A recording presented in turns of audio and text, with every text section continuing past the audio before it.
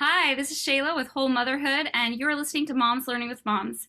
Today we've got Jenn with us, and I think we'll have her start with telling us a little bit about what she was doing before she got married, and then we'll just let Jenn take it over right now. All right. My story still, I don't know where my story starts, but how about we pick up with after I graduated from school. I think I was at that point a little surprised that I wasn't married or in a serious relationship. And of course, made all the jokes about me getting my tuition back. And um, fortunately, had a really fantastic job that I loved out of college. And then I was in Arizona, and then long story, moved to Washington, D.C., and totally changed careers and met just some really fantastic people who were my age, which at that point I was like 30. Got into a groove after a while where I felt really frustrated about being single and watching what it felt like with everybody around me getting married. And you go through this self-reflection, what's wrong with me? And should I put myself out there, or do I put more time and energy into my career that I get so much more out of, it seems. I went to therapy in my 30s, which for me and my whole story and a lot of my family of origin, I wish I would have started it sooner. But one thing that the therapist said to me that changed my life was when I was complaining about, my life is not looking at all like what I thought it was going to look like at this point. And he said, why aren't you living the life your married friends think you're living? And he asked me, like, what do you think your married friends think your life is like? They're like, oh, I'm going on all the fancy restaurants in, downtown Washington, D.C. And I have no commitments and no whatever. And I go on shopping trips and spend money on myself and, just all these things that I hadn't really given myself permission to do. And once I changed my mindset, I can't even tell you, like, it really changed my whole outlook. And I started traveling, and I've been Hmm. to a ton of Caribbean islands. and, Oh, and I, got to go to different concerts, and I took advantage of the museums and all the cool stuff you can do in Washington, D.C. I learned how to fly a helicopter, for heaven's sakes. And, like, just whatever crazy thing I felt like doing, I did. And I'm really grateful for that. And in the meantime, I'd go through periods of time where I'd date more, date less, date members of my faith, date people not in my faith, and had a couple good friends who encouraged me to go to a mid-singles conference that my church was sponsoring. And I didn't want to go. And I really didn't want to go. And I said, why waste my time? Because there are no good guys of my religion available anymore. And so my friend was like, well, you can't just write off all guys that happen to be of a certain religion. So I'm like, fine, I'm going to go to this conference and prove to you there are no good guys left. And at this point, I think I was 40 at that point. And so I went to the conference, and on the second day, met my husband. And I really think that God arranged that on purpose so that the rest of my life I'd have to humble myself and admit that there were still good guys out there. So yeah, that's how Vance and I met. What's really crazy is the conference was in DC. Vance was living in Indianapolis, and it's just so crazy that we met. And but now so grateful. And so my husband's story is that he was married before. He got married when he was, I think, 30, and was married for 5 years and had 3 children with his first wife. They had a lot of communication challenges, and they had some different philosophies about life that were pretty important.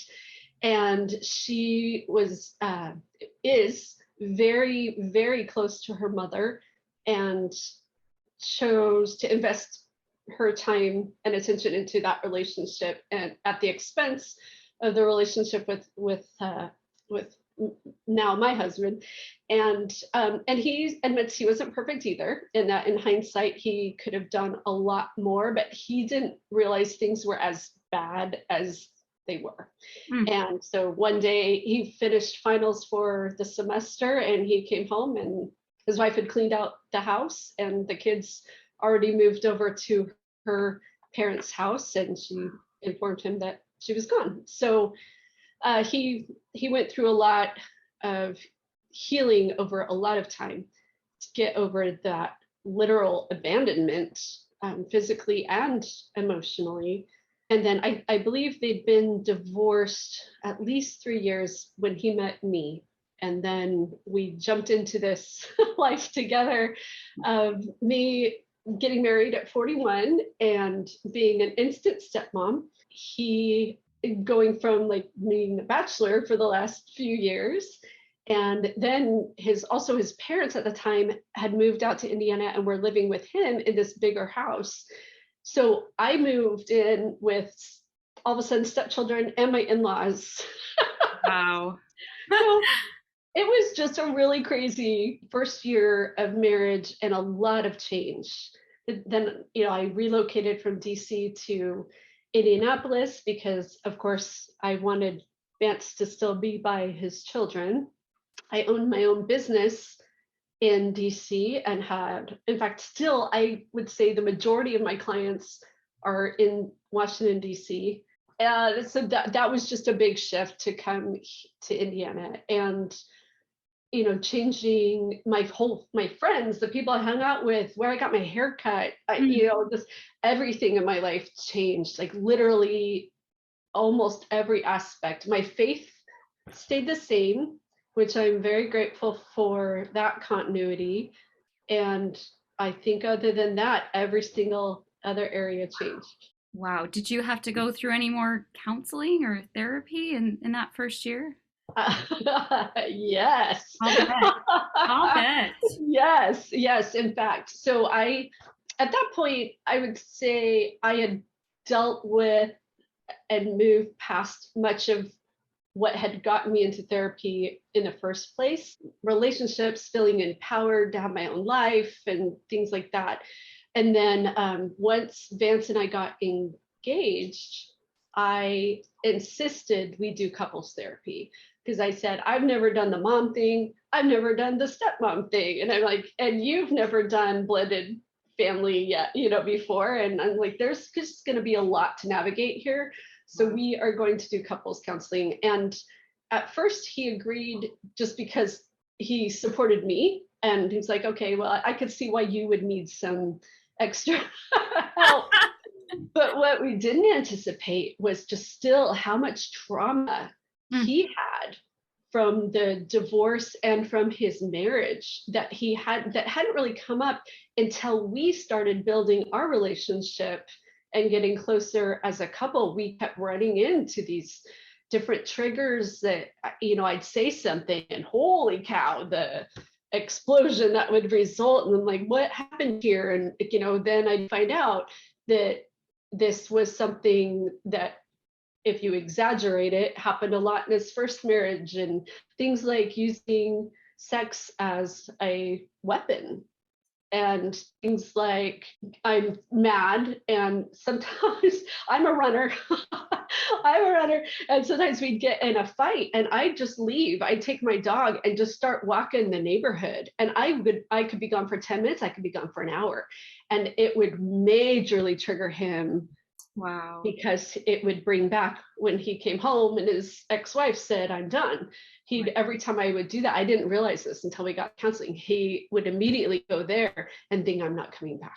So I'm super grateful for counseling. We did it the first 2 years of our marriage, and it was a really rough 2 years. And counseling, if you haven't gone before, is really hard. It's really hard to face all these things that you just tend to tuck aside and not worry about, or it's not that big of a deal. And then it's like when you have to clean out some big closet in your house and just more and more stuff just keeps coming out. And that period where you like look at everything on the floor and you think, oh my gosh, my house will never be clean again. And you have that moment in therapy, like, how am I ever going to pack all this stuff back. And it takes a while and it's a lot of work, but absolutely when you get through that other side, Vance and I now are rock solid. And yes, we argue and yeah, we have our days. But having gone through the experiences we did those first 2 years of marriage, we know like neither one of us is leaving. We can trust each other. Whatever happens, we have that bond. And then it's like, okay, it's us versus the world, not us versus each other. And I love that we got to that point. That's amazing, Jen. I love that. I didn't realize, but I mean, that would be helpful for anyone starting out a marriage, I feel like. I mean, even though my own marriage, we didn't have any sort of previous marriage, we still had to go through counseling. Like, it's just so helpful in figuring out how two lives can come together. And those first few years, like, I am not going to compare it all to what you guys have gone through, but relatively the first couple of years are super challenging for marriages anyway, and despite everything on top. So yeah, let's go into the challenges of meshing this family and you as a stepmom. So one thing that has been so nice for us, and me especially, is that the children were really young when the divorce happened. I think the oldest was just 3, and the youngest was actually in the womb Wow. when during the separation. I think he was a couple months old by the time the divorce was official. So they don't only the oldest has any memory of his original parents being together. Hmm. Um, and then I read books like crazy and talked to people. When I realized things were going to get serious with my husband, I thought, okay, I got to find out, like, how do you do this whole thing with the kids? And everything I read talked about the importance of letting the kids come to you. And so, for example, the first time I met them, which was I didn't meet the kids until we were engaged, because we wanted to make sure this was like for this is legit, right? Yeah. And we didn't want to confuse the kids. And then I was just sitting in the living room when Vance got back with these kids who at the time ranged in age from, let me think, 3, 4, and 7. And so I'm just hanging out, and they come in, and the 4-year-old girl comes up to me and says, "Who are you?" And I said, I'm Jenn. I'm your daddy's friend." And then she's like, "Oh, okay." And then she went off to play. It was really cute. And then, the 7-year-old, he would be viciously at video games and loved that. Uh, and so we quickly bonded over that. The 4-year-old was just so inquisitive and so darling. That was easy.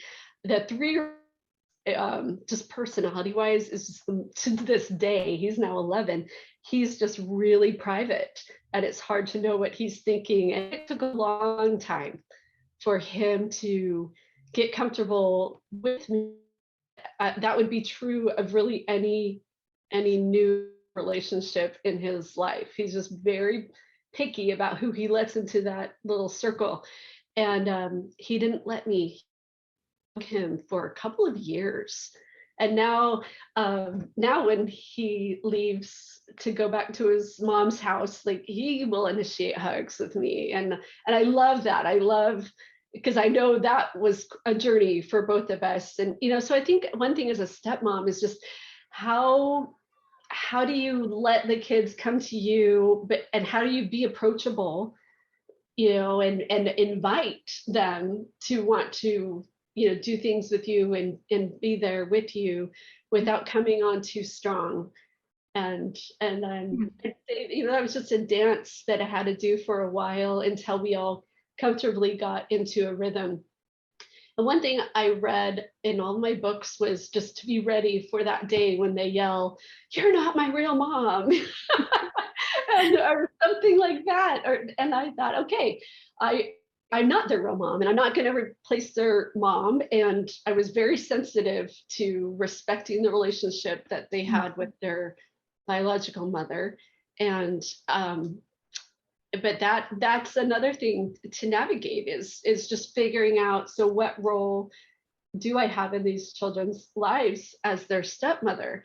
And I'm happy to say, still, our oldest is now 15. I have never had one of those kids say, Wow. "You're not my real mom." Maybe it's coming, but it's really funny that I just psyched myself up for that particular thing and it didn't happen. And I have to say, I'm really lucky in the sense that I have not had any issues with the children. Like from the time I came to their lives, like it was a get to know you dance, but they've always respected my authority. Mm. When I have to discipline, it's the same as if my husband were.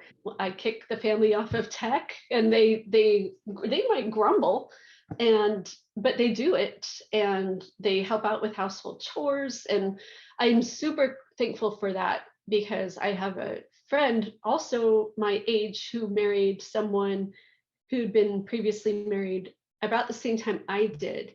And what's funny about their situation is the kids have had an absolutely, but they've all had a rough time. The relationship between my friend and her stepchildren, they've never accepted her. They talk back to her all the time. Mm. uh, they don't want a relationship with her, and I think there's a lot of resentment. They were older, they were more like tweens when they got married, and I think that definitely makes a difference. But they have a completely amicable relationship with the ex-wife, so that's not an issue. But the relationship with the kids and the stepmom are. And then with me and my husband, the relationship with the stepchildren has never been an issue, but it's been very challenging dealing with the ex. That's where our friction lies. And one thing to note about books is that there's not going to be a one size fits all approach. And as I read different books, some parts of it would resonate with me, some not. The book that I liked the best, that one also just was really cautious, had a lot about boundaries. So it encouraged the stepmom to, for example, to have a rule that the kids never come into the master bedroom, that's the safe space for the stepmom. That didn't work with us. When our then 4-year-old would wait, she'd wake up at these unearthly hours in the morning, still does, and she would just come running in and come jump on the bed or come snuggle with us, and it was endearing, and I didn't see it as an interruption of my space. So that I didn't agree with. That then there have been other things from other books that I was like, yes, this sounds right. And there's a theory right now that's called Nacho Parenting. And I was reading about it, and it's like, this is not your child, was where the nacho comes from.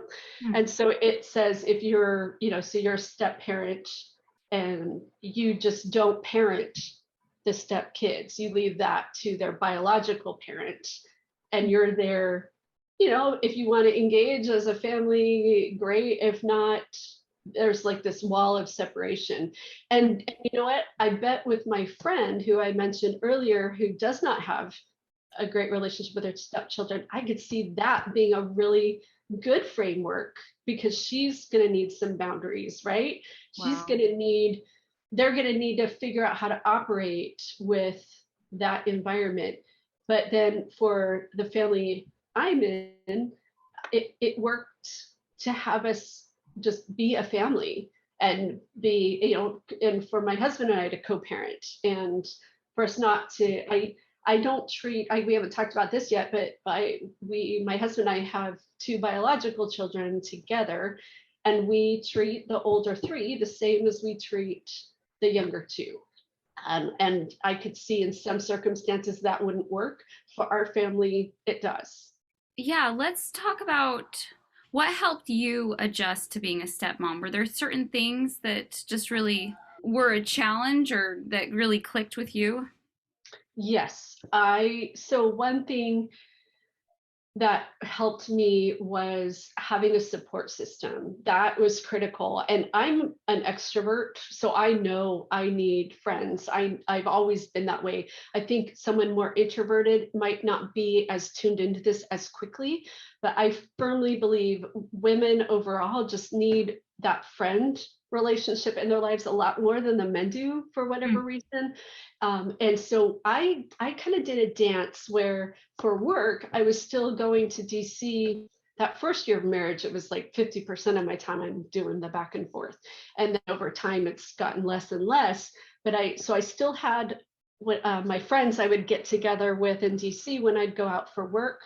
And then I also worked on creating friendships in my new space. And that's hard. You know, when I moved to Indianapolis, I didn't know anybody but my husband. It was challenging to just, put those fillers out there and find people, like-minded people and such. And that it took probably a year, which I think is normal when you move. It took me about a year to feel like, okay, I belong here. I've got friends. yeah. So having that in my life and making sure I was taking time to go do things without kids and without my husband. Hooray for girl nights. And that's something I'm still really passionate about. And my friends here tease me because they're like, you're the party goer, whatever. But I know that is critical to my mental health and physical for that matter. The other thing that was important for me is I mentioned the couples counseling, and then when we stopped doing the couples counseling, maybe a year or so after that, I started individual counseling again. And I go through periods where I do it more, and then like right now, not as much. And but it's nice knowing that's a tool at my disposal, at just having that place where you can cry or rant or be confused and just talk about things in a safe place. And then I mentioned the books and just finding people who've gone through similar circumstances and just having somebody you can talk to. And I know there's someone in Vance in my life right now who's gone through a challenging divorce and has liked talking to both of us to just get our perspective because we're farther down, this path Yeah. compared to this other person. And we love being able to do that for people. And, if you are dating or marrying somebody who's been married before, or there's anything about this story, and even from the kid perspective, if you are the child and your parents got divorced, to be able to just tell somebody who can appreciate or who can give you a different perspective, can you just feel understood and heard, because there's just a lot of people who they can sympathize, but they can't empathize. How about the kids? Is there anything that you would say to children that helped your children adjust? I mean, you say they were young. Is that kind of the key to no? I don't think so, because I know people for whom the kids have been older and there's been a successful transition. My husband did that I really liked is we actually got engaged twice. So we got engaged, but then it was just between me and my husband. We didn't really tell people at that point. And then when we had a period of time where we had the kids for a nice chunk of consecutive time, and the kids got to know me better and spend more time with me, towards the end of that, then Vance asked the kids how they would feel about inviting me to be part of their family. Hmm. And the kids talk about it and ask him questions. And then my husband proposed again with the three kids, Oh. and one of the kids was holding the ring. And it was super sweet. But I think they felt like they had a say, and they felt this was something we were all doing together. Hmm. And I think that made the transition a lot easier rather than my husband just being like, all right, here's Jen, she's gonna be your stepmom, Yeah. which sometimes happens, so involving the kids is really helpful. One thing I'll say about our children is all three of them on some level feel like the divorce was their fault. Even still, it's been over 10 years since the divorce, and they don't go around talking about it, but when things come up, and even our 11-year-old who was in the womb when it happened, you're like, how could he possibly think he had anything to do with it? And it's really interesting how children's minds work, and so it's not something as a parent or step parent you can brush off. You have to acknowledge that those feelings are very real for them. And so we do what we can to assure them, no, it wasn't their fault. And we've tried to just create a really safe place where they can talk about their feelings. And they tend to talk with me more than they do with my husband, because I wasn't part of the divorce. There's a different kind of safety with me, and they can talk negatively or positively about their dad or their mom, and I don't have a, what's the word, I'm thinking of a cliche, but like I don't have any, I'm neutral, right? I'm not rooting for any specific outcome. I am just there to listen, and Hmm. that's what they want. And I have to say, one thing that has really helped me is I am a coach. I'm a certified leadership coach.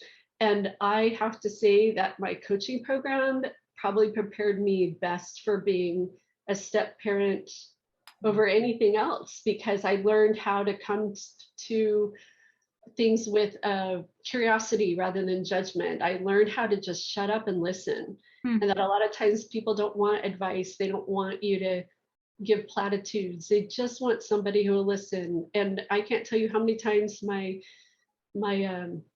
teenage stepdaughter just needs to talk about how much life just sucks, or being stuck in between, or I don't know what to do when I'm at an event and both parents are there, and who Oh. do I sit with, kind of stuff. And sometimes I just put my arm around her and go, I hate that you have to go through that. Oh. I hate that that's stressful. You shouldn't have to deal with that. I can't fix it, but I can sure just love her in the midst of it. And I don't think I would have thought to do that before I became a coach. Wow. Wow, Jen. That is really insightful, even just into her life of the struggles that divorce creates. That's hard. All right, so um, let's go into how your biological children kind of made things fun or exciting or different or challenging. All of that comes probably. So one thing I didn't mention earlier is that we were going to wait a little bit, even though I was in my 40s. We thought, well, let's not have children right away, but then we can't wait too long because I'm already way past whatever. We also decided, you know what, let's not stop it from happening, because with my age, it probably is going to take a while anyway. And we didn't have a honeymoon baby, but it was real close. And so, like, all of a sudden, I'm pregnant. I'm arguing with my husband, who's like, "You're pregnant." I'm like, "No, no, I'm not. That is not the plan. That is not the plan." And but I was, and I was not. I struggled with that. I'm not gonna lie, for a while, and then over time, of course, I'm like, "Well, this is not going to change. I need to change my attitude." And it was really, in hindsight, even though it was like one more thing to deal with, like pregnancy hormones and all that, on top of all this other stuff, it was a really bonding thing for our family. And we got the kids really excited about it. And involved them. We took them to ultrasounds, which they thought was pretty cool, and just helping them make sure that they knew that this wasn't going to displace them. And we did a lot. We did a lot about talking about that in therapy and reading books and talking to people Mm. because we had at that point we had a good thing going, and I wanted to keep that trajectory. And as the kids have gotten older, the youngest of the older three has been this bridge between the two kid groups, even though they're 4 years apart. That's actually the same gap between him and his oldest sibling is another 4 year gap that he just happens to have a sister in the middle of that. But they play together so well, and I have to say, like I think a gift that my stepson has been just to be this bonder of our family, the glue sometimes that Wow. just keeps everybody together. And then we had another one because my young so you talk about the children and their impact. There's so many different ways they get impacted, and one of them was with my so this would be my oldest biological son. He was, from the time he was like 1.5, he got so upset with the back and forth. And here I've got brothers and sisters, and now they're gone, and he has Mm. no concept of time. And he'd wander the halls sometimes calling out their names. It was just heartbreaking, Oh. heartbreaking. And I looked at my husband and said, he needs a full-time buddy. And so at that point, I was what, 43 or so, and we had to get help that time. And thank goodness for all the things. And I didn't know this, but like when I thought of fertility, I thought there was just IVF. I didn't realize there's so many other things they can do to help. And and I knew it was still kind of a long shot with my age, but we prayed and we're like, okay, Heavenly Father, this kid I think is just going to have a really hard time if he doesn't have that a stable sibling relationship. And we were blessed with the craziest of the five. Oh, she's a hoot. And then it was like our family was complete, and they still, both of them are still always missing their older siblings. Okay, how many more days until they come back? And it's wonderful that they always have each other as well. I don't know, Jen, what else would you add to all of this? Is there anything, some helps that you would encourage or? So in addition to the step parent and biological parent getting counseling, if you're able to, I highly recommend getting the children into counseling. Mm. And that has been one of the hardships of our situation is that we don't have a say in medical education or religion. And so she has sole custody in that regard. And we have seen signs in all three of the children for years that indicate a need to process this in therapy, and their mother adamantly refuses. And I think for her it's a matter of, well, only kids with bad parents go to therapy. I think there's some kind of a stigma there that it Mm. would take away from how good of a mom she is if the kids Oh. needed therapy. And but like I mentioned, all three have talked about at different times how they feel like the divorce was their fault. Like huge red flag, right? And despite all the assurances to the contrary, they still feel that way. That is a flag that therapy is needed. We have one of our children who has an eating disorder, and at first we thought it was just pickiness, and we talked to different people, and it was, oh, he'll grow out of it, and it's just gotten worse, and it's a form of control, isn't it? So I can't control this back and forth between two houses, and the continuity problems of making friends when they come over and they never know which house you're going to be at. I mean, all these things that impact their relationships. And so that's how he's asserted control, and it just gets worse. And I worry about those long-term impacts on him mentally and physically. And then we've got another one who turns to food as a comfort. Hmm. So we have both ends of the spectrum there. And then we've got one who is a perfectionist. And I think a lot of that is driven by I got to be the perfect kid. So there's no conflict about me contributing to all the stuff that they see going on. So I would say get the kids in therapy or do family therapy as soon as you possibly can. Hmm. And then if you're in a situation where you don't have the ability to do it like we don't, to just be ready to do whatever you can to create those safe spaces and let them have an outlet, encourage them to write things down and then burn it if they don't want anybody to see it, or um, find friends who are also have divorced parents. Like they have to have some support in there, and it's just hard to talk with your parents about those conflicts because in their mind they are just adding gasoline to the fire. They don't want to make any waves.